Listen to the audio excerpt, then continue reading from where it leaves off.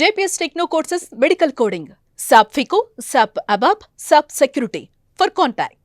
గత 3 రోజుల నుంచి కూడా కూకట్పల్లి సంగీత్ నగర్లో జరిగిన సహస్ర హత్య గురించి అందరూ మాట్లాడుకుంటున్నారు. అసలు అంత 12 ఏళ్ల చిన్న పాపని అంత అతి కిరాతకంగా చంపే అవసరం ఎవరికుంది? అసలు అన్నిసార్లు ఒక 20 కత్తిపోట్లు కనిపిస్తున్నాయి. సో అన్నిసార్లు పొడిచి ఎవరు చంపారు, అంత అవసరం ఎవరికుంది అనే ఇలాంటి కొన్ని ప్రశ్నలే ఉత్పన్నమవుతున్నాయి అందరి మధ్యలో కూడా. సో ప్రజెంట్ మనం ఇప్పుడు కూకట్పల్లి సంగీత్ నగర్లోని హత్య జరిగిన ఇంటి ముందుండి మాట్లాడుతున్నాము. సో చూడొచ్చు, ఇదే సహస్ర వాళ్ళ ఇల్లు. అక్కడ ఇల్లు చూడొచ్చు, అది 3rd ఫ్లోర్లో ఉన్న పెంట్ హౌస్. ఇదే బిల్డింగ్ హత్య జరిగింది. సో ఆడ మనం చూడొచ్చు 3rd ఫ్లోర్లో పెంట్ హౌస్, అది 1 BHK ఫ్లాట్ లాగా మనకు కనిపిస్తుంది. సో ఇక్కడ 3 ఫ్లోర్స్ ఉంది ఈ బిల్డింగ్. ఒకవేళ పాప ఆ రోజు ఒక్కతే ఉన్నా వెళ్ళకుండా ఇంట్లో ఒక్కతే ఉన్న సమయంలో జరిగింది ఆ దారుణం. సో ఒకవేళ అన్నిసార్లు కత్తిపోట్లు పొడుస్తున్నా ఎవరికి, ఒకవేళ నిజంగా పాప అరిచినా కూడా ఎవరికి వినిపించదు. ఒకవేళ వినిపిస్తే ఈ పక్కన ఆనుకుని ఉన్న బిల్డింగ్స్కి వినిపించే అవకాశం ఉంది తప్పితే కింద అయితే ఎవరికి వినిపించదు. ఎందుకంటే ఇక్కడ మనం క్లియర్గా చూడొచ్చు, ఇక్కడ అంతా రోడ్ ఏరియా ఉంది, చాలా వెహికల్స్ ఇక్కడ వెళ్తూ ఉన్నాయి. సో ఈ వెహికల్ సౌండ్స్కి కావచ్చు, అండ్ మొత్తం ఇది పెంట్ హౌస్ మొత్తం పైన ఉండటం వల్ల కూడా కావచ్చు, గట్టిగా అరిచినా కూడా ఎవరికి వినపడని ఒక ఎన్విరాన్మెంట్ మనకి ఇక్కడ కనిపిస్తుంది.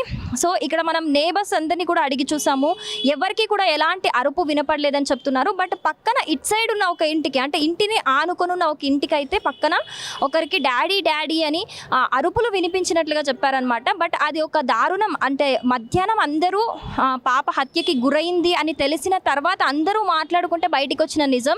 సో ఒక బాబుకి వినిపించిందట, ఆ పాప డాడీ అని అరుస్తున్నట్టు వినిపించిందట ఒక పాప గొంతుతోని. అది సహస్ర అరిచిందా ఎవరు అరిచిరో తెలియదు, కానీ అలాంటి ఒక గట్టిగా కేకలు వినిపించాయట ఇక్కడ పక్కన బిల్డింగ్లో.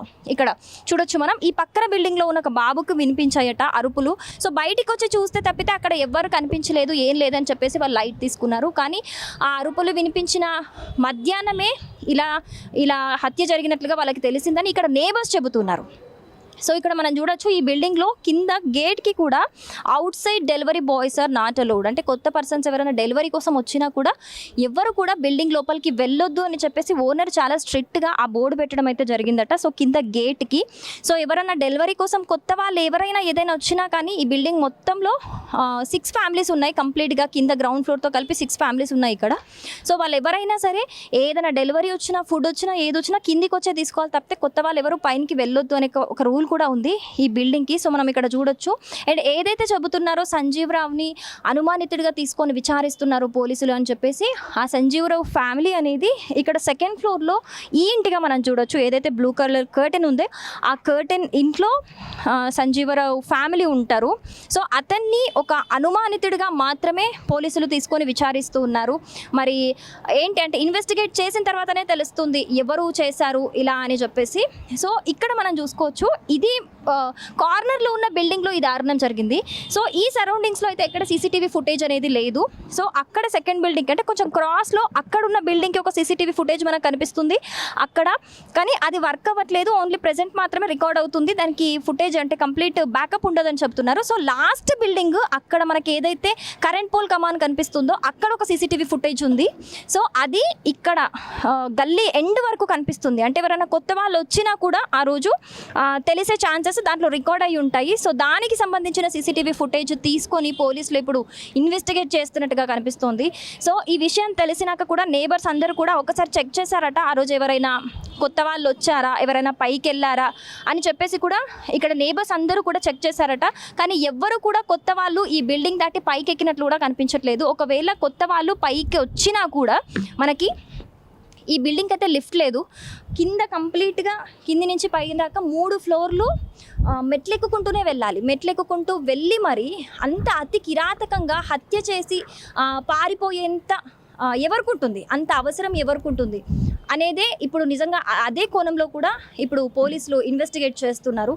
సో మనం ఇప్పుడు చూడొచ్చు, అక్కడ ఆ ఇంట్లో చూడొచ్చు మనము, నిజంగా ఒకవేళ పాప అరిచినా కూడా అక్కడ ఎవరికి వినిపించదు కింద, ఎందుకంటే కింద కంప్లీట్ ట్రాఫిక్ సౌండ్స్ ఎక్కువగా వినిపిస్తున్నాయి. సో పాప కూడా ఒక్కతే ఉండడం వల్ల కూడా అంటే ఒకవేళ అరిచినా కూడా ఎవరికి వినిపించదు. అలాంటి ఒక ఎన్విరాన్మెంట్ మనకి ఇక్కడ అయితే కనిపిస్తుంది. సో దీనికి సంబంధించి పోస్ట్ మార్టం రిపోర్ట్ అనేది కూడా ఈ కేసులో చాలా కీలకంగా మారుతుంది. ఎందుకంటే అసలు మొత్తంగా బాడీ మీద ఏమేం గాయాలయ్యాయి, ఏ విధంగా చనిపోయింది, ఏ టైంలో చనిపోయింది అనేసి ఇలాంటి విషయాలు కూడా పోస్ట్ మార్టం రిపోర్ట్లో చాలా కీలకంగా మారే అవకాశాలు ఉన్నాయి. సో మొత్తంగా అయితే ఆ పాప ఒంటి మీద 20 కత్తిగాట్లు ఉన్నాయి. సో దానికి వాడిన ఒక కత్తి కూడా చాలా చిన్నదై ఉంటుంది, షార్ప్ ఉంటుంది, చాలా చిన్నదై ఉంటుందని చెప్పేసి కూడా పోలీసులు అనుమానం వ్యక్తం చేస్తున్నారు. ఎందుకంటే ఘాట్లన్నీ చిన్న చిన్నగా కనిపిస్తున్నాయి ఆ కత్తి ఘాట్లన్నీ.